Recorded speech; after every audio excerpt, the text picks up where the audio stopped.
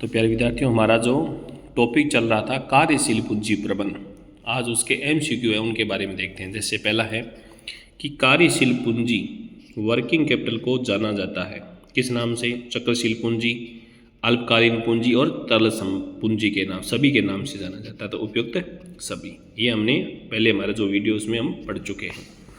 उसके बाद निम्नलिखित में से शुद्ध कार्यशील पूंजी है। शुद्ध का मतलब अगर केवल वर्किंग कैपिटल हो तो चालू संपत्ति का योग होता है, लेकिन शुद्ध पूछा है तो चालू संपत्ति में से चालू दायित्व घटाने से ज्ञात होगी। केवल अगर कार्यशील पूंजी है तब तो चालू संपत्ति का जोड़ होता है भी। शुद्ध पूछे तो चालू संपत्ति माइनस चालू दायित्व है। फिर मौसमी कार्यशील पूंजी की प्रकृति निम्नलिखित में से है। कौन सी? अभी अल्पकाल की होती है। मौसम अल्पकाल का होता है ना, 2 महीने, 4 महीने, 6 महीने मौसम के हिसाब से। फिर है सकल कार्यशील पूंजी, आ गया ना ग्रोस, शुद्ध नहीं पूछा है तो ग्रोस का मतलब टोटल करंट लायबिलिटीज होती है केवल। ये हमने वैसे पढ़ा है, हमारे जो वीडियो है ना पीछे उसमें हमने इसके बारे में डिस्कस किया है अभी। निम्नलिखित में से कार्यशील पूंजी का महत्व है। ये कौन सा फायदा है कार्यशील पूंजी अगर आप याद करें तो? ये तो लेनदारों को तत्काल भुगतान कितना करना है ये पता चल जाएगा, क्योंकि चालू संपत्ति में से चालू दायित्व घटाने के बाद आपको पता चलेगा कि आपके पास कितना कैश है, तो आप लेनदारों को चुका सकते हैं। कितना आप लाभांश वितरण कर सकते हैं। बैंक से आपने जो ऋण प्राप्त किया है उसमें सुविधा हो जाएगी, क्योंकि चालू संपत्ति रेशियो ज़्यादा है कार्यशील पूंजी, तो संस्था से ऋण भी मिल जाएगा, प्राप्ति में, भुगतान में, तो सभी में सुविधा है। कार्यशील पूंजी का अनुमान लगाने के लिए शुद्ध चालू संपत्ति विधि आधारित है। किस पर? अभी 2 नंबर वीडियो में पढ़ा है हमने। किस पर आधारित है? रोकड़ पर आधारित है। उधार विक्रय पर तो नहीं है, रोकड़ पर है। साख नीति पर भी नहीं है, नए उधार क्रय पर है। तो वैसे हमने पढ़ा है 2 प्रकार से, कुल लागत पर और रोकड़ आधार, 2 आधार पर है। तो इसमें ऑप्शन में केवल ये दिया हुआ है रोकड़, इसलिए ऑप्शन रोकड़ होगा। परिचालन चक्र विधि का सूत्र क्या होता है अभी? तो इसमें सामग्री संग्रहण हमने पढ़ा है ना, जैसे M+W+A+D-C, तो कौन सा सही होगा? ये D सही हो जाएगा। R का मतलब cost of raw material, M भी लिख सकते हैं यहाँ पर आप। यदि किसी भी कंपनी की परिचालन चक्र अवधि, तो ये तो दिन आगे भी, ऑपरेटिंग सर्किल कितना है? 73 दिन है, और एक वर्ष में कितने दिन है? 365 माननी है। तो ऑपरेटिंग चक्र बताओ, तो 365 में 73 को भाग दे दो बस। 365 में कितना भाग देना? 73 को। कितने बार? जैसी 5, यानी एक साल के बाद 73 दिन वो चक्कर चाले, तो 365 दिन हम कितना चक्कर चाल सी? 73 का भाग दें 5 सर्किलों से 5। यदि एक व्यवसाय में कुल परिचालन व्यय 35,000 है, परिचालन चक्र 73 है, तो अनुमानित कार्यशील पूंजी भाग दे दो बस। क्या मैं पहले तो वह चक्कर ज्ञात करना पड़सी भी, या पीछे ज्ञात करे नहीं, क्या 73 दिन है तो कितना चक्कर चलाना पड़सी अपन? तो पहले तो 365 में भी वो भाग देंगे, कितना चक्कर आसी? 5। फिर खर्चों की तो करना 35 में 5 को भाग दो 7,000, तो फिर कितना सी उतरे? 7,080। टंडन समिति ने कार्यशील पूंजी की गणना के लिए किस विधि को अपनाने का सुझाव दिया था? तो इसने किसका? पूर्वानुमान विधि का क्या दिया था? सुझाव दिया था, जिसका ये नाम है शुद्ध चालू संपत्ति पूर्वानुमान विधि। पूरा नाम नहीं लिखा हुआ यहाँ पर, शुद्ध चालू संपत्ति पूर्वानुमान है पूरा नाम। कार्यशील पूंजी ज्ञात करने की रोकड़ पूर्वानुमान विधि आधारित होती है। किस पर भी? रोकड़ बजट पर। क्यों रोकड़ है तो रोकड़ बजट पर आधारित होगी। पूर्वानुमान हमेशा बजट पूर्वानुमान का होता है भी। कार्यशील पूंजी गणना करने के लिए निम्नलिखित में से कौन सी विधि का उपयोग होता है? किसका? कार्यशील पूंजी गणना करने के लिए कौन सी विधि है जो कार्यशील पूंजी? तो हमने ये सभी विधियाँ पढ़ी है भी। विक्रय भी है, प्रक्षेपी चिट्ठा भी है, प्रतिगमन भी उपयुक्त है, सभी इनमें से एक रह गई। कार्यशील पूंजी ज्ञात करने की चिट्ठा विधि में बनाए जाने वाले चिट्ठे को क्या कहते हैं? तो जो चिट्ठे का नाम है उस चिट्ठे का क्या नाम है भी? प्रक्षेपी चिट्ठा। जिसमें संपत्ति पक्ष में अंतर आता है तो कैश, और दायित्व में आता है तो बैंक और ड्राफ्ट लिखा जाता है। परिचालन चक्र विधि से कार्यशील पूंजी ज्ञात करने का सूत्र बताओ भी ऑपरेटिंग सर्किल का। तो ऑपरेटिंग एक्सपेंस बटा नंबर ऑफ ऑपरेटिंग सर्किल, तो ये सही होगा। सेलिंग होता नहीं है, और इसमें क्या भी ऊपर आएगा भाग में आसी, तो ऑपरेटिंग एक्सपेंस बटा नंबर ऑफ ऑपरेटिंग सर्किल, ये सही है।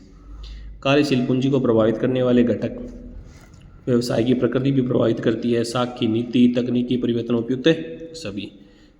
यदि व्यापार की कार्यशील पूंजी विक्रय पर 10%, सकल लाभ विक्रय को 20%, बेचे गए माल की लागत 240 है, तो कार्यशील पूंजी बताओ। तो कैसे हल करेंगे? देखो बेचे गए माल की लागत है 240। माना कोई चीज़ 100 रुपया में बेचा तो लाभ की तो हमारे 20, लागत कितनी आई 80। आप प्रश्न में किया लागत है कि तो लागत में लागत को भाग दो और अपन की याद करें सेल्स के लिए मानी 100 के 100 गुणा करो कितना 80 3 लाख। भाई 3 लाख हो कितना परसेंट कमा रहे हो 10%, तो 3 लाख हो 10% में 30,000 लाख होगा। प्रक्षेपित चिट्ठा में कार्यशील पूंजी अनुमान की जाती है। अनुमान क्या याद करना अभी तो क्या करो भाई, कुल संपत्तियों चालू दायित्व है, संपत्तियों स्थायी दायित्व है, तो किशोर सिंह में भी प्रक्षेपित चिट्ठा में संपत्तियों के घटावा दायित्व, चालू संपत्तियों चालू दायित्व है। अब आगे जो हमारा ये क्वेश्चन है देखो एक, अब जो आप सूत्र समझो नहीं तो बेंगा दिन वगैरह दे रखे हैं पर समझिए, ग्राहक आंगो 45 दिन उधार है, 7 कौन उधार है कस्टमर ने डेटर ने, आपूर्ति करता हुए क्रेडिटर ने 60 दिन ही है, कच्चो माल रॉ मटेरियल की तो है 36 दिन है, तैयार माल फिनिश गुड्स है 15 दिन, स्टॉक में रहे अभी, उत्पादन चक्र कितने दिन रहे 18, और अन्य कार्यशील पूंजी की आवश्यकता अपन है 1/3 आकस्मिक हेतु रोकड़ की जाती है, वर्ष में 360 दिन मानना है। तो सब पहले तो वो जो आप सूत्र लगाएगा वो सूत्र लगा लो, किस सूत्र कि अभी ऑपरेटिंग सर्किल याद करने के लिए raw material, work in progress, finish goods, debtor minus creditor, तो आगे देखो दिन जोड़ रखे हैं 36 + 15 18 45 जोड़े कितना है 114। अब क्या घटाना अभी क्रेडिटर को घटाना, तो क्रेडिटर का कितना है 60 दिन, घटा 54 80 कितना जैसी 54 दिन के चक्र पूछे है तो अब 54 आ गया। अब क्या करना है अभी प्रश्न ये तो पूछे परिचालन चक्र तो पूछे है अवधि, तो कितना 54। अगर ऑपरेटिंग सर्किल पूछा है तो 360 के माँ भाग देगी, याद कर लिया। सेल्स कितनी है 50,000 यूनिट, 20 रुपया पर यूनिट मटेरियल, 10 रुपया हूँ लेबर, 4 रुपया और रेट 3 रुपया 50 पैसा हूँ। ग्राहक ने उधार अवधि है 45 दिन की तारीख है, आपूर्तिकर्ता ने 60 दिन ही है, कच्चो माल 36 दिन है, तैयार माल 15 दिन है, स्टॉक में रहे, उत्पादन चक्र यानी वर्क इन प्रोग्रेस 18 दिन है, औसत अन्य कार्यशील पूंजी 1/3 है, रोकड़ रखी जाती है, वर्ष में 360 दिन माना है। कुल खर्चों ही पूछे बस केवल, तो खर्चों तो भी और जो भी गुणा कर लिया वही खर्चों है, मटेरियल लेबर ओवरहेड इन जोड़ दो बस। तो देखो 50 × 10 5 लाख, फिर यूनिट तो ही काम नहीं है, 50 × 1 का 10 रुपया तो 5 लाख, 50 × 4 2 लाख, 50 × 3 रुपया 50 पैसों जोड़ो, टोटल खर्चों से 875 हो गया ऑपरेटिंग खर्चों केवल।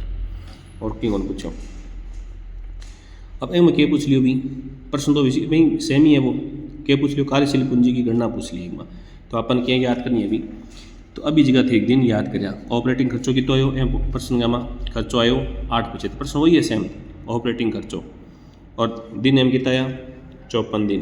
तो देखो अभी तो ऑपरेटिंग सूत्र देखो क्या करना है अभी, बस सर्किल याद करना है पहले, सर्किल क्या याद कर 360 के माँ क्या को भाग देते 54 दिन को, जी का पहलो दूसरो तीसरो तीनों एक ही प्रश्न है अभी, एम केवल दिन याद करें, एम केवल खर्चों की याद करें, और एम के कर अभी खर्चे के माँ ऑपरेटिंग सर्किल को भाग दे। तो पहले ऑपरेटिंग चक्र ज्ञात करना पड़े, अपन ज्ञात क्या कर 360 के माँ 54 को भाग देना पड़े, भाग दे तो जीता सी बेम भाग क्या देश 8,75,000 में भाग देना, जिको क्या है आप ऑपरेटिंग खर्चों एम भाग लाख सी, और फिर जी का उत्तर आसी है एम के जोड़ना 1/3 कंटीजेंसी और जोड़ना है, एंगो 1/3 काट गई, तो टोटल जोड़ से कितना उसी 1,75,000, तो एंगो उत्तर उसी 1,75,000। चिट्ठा अवधारणा में कार्यशील पूंजी को प्रकार, चिट्ठा अवधारणा कितने प्रकार की है अभी 2 प्रकार की है, एक तो सकल और एक शुद्ध। सकल में तो क्या हुआ है केवल CA हुआ है, शुद्ध में क्या हुआ है CA माइनस CL हुआ है। कार्यशील पूंजी का अल्पकालीन स्रोत क्या है अभी अल्पकालीन, तो जन पब्लिक डिपॉजिट होगी अल्पकालीन स्रोत, रिटेन अर्निंग है, सेल ऑफ फिक्स है, इश्यू है, तो अभी बच्चों जन निक्षेप। टंडन समिति के अनुसार सूत्र के अनुसार अधिकतम बैंक साख की मात्रा क्या होगी यदि फर्म की कुल संपत्ति 28 है, दायित्व की तो है 12, तो एक सूत्र हुआ अभी क्या 0.75% CA माइनस है CL घटा के, अब CA और CL घटा लियो 28 और 12 घटा के रहे कितना है 0.75% सूत्र अभी हो 0.75% रखना है, और टंडन समिति को नियम है तो यह घटा के 0.75 गुणा कर तो उत्तर कितना सी 12, तो कितना सी 12। निम्नलिखित में से कौन सा लेन देन कार्यशील पूंजी में वृद्धि करता है। कार्यशील पूंजी में तो सीधी सी बात है अभी संपत्ति बढ़ सी तो वृद्धि हो सी, दायित्व केवल उल्टो है, ऋण पत्रांक जारी कर कैश आसी तो बढ़ सी, भुगतान कर कह जैसी और प्राप्य विपत हाँ और बी आर वसूल कर पैसा सी बढ़ सीगे और लेन ऋण पत्रांग जारी करें। तो अब एक चीज़ तो अपन ध्यान रखना कि कार्यशील पूंजी में वृद्धि जी की ऋण पत्रांग नगद शेष में वृद्धि हो रही है। क्यों? क्यों ए में तो दोनों चालू संपत्ति चालू दायित्व है तो कोई फर्क नहीं पड़ा। ए में भी दोनों चालू संपत्ति यानी एक चीज़ ध्यान रखें वृद्धिकरण खातर ये दोनों ही की हो रही है अभी CACL में दोनों ए जगह दो है नहीं वो तो चलो अंशाम परिवर्तन हो तो चालू संपत्ति में कोई फर्क नहीं पड़े। लेकिन एक में एक तो दायित्व नॉन करंट बढ़े और एक चालू है तो चालू संपत्ति में फर्क पड़े एक में दोनों में फर्क पड़े चालू संपत्ति में और चालू दायित्व में। वास्ता प्रश्न हो सही उसी पहलो परिचालन चक्र विधि से कार्यशील पूंजी का निर्धारण करने के लिए क्या होना आवश्यक है ये ज्ञात करना जरूरी है। अभी सब पहले ऑपरेटिंग सर्कुलर ऑपरेटिंग खर्चों क्योंकि खर्चे का माँ एगो भाग लगे जिद की ज्ञात आवे कार्यशील पूंजी।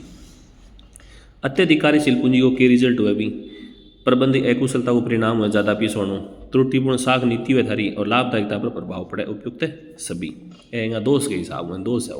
तो आज के लिए इतना ही, धन्यवाद।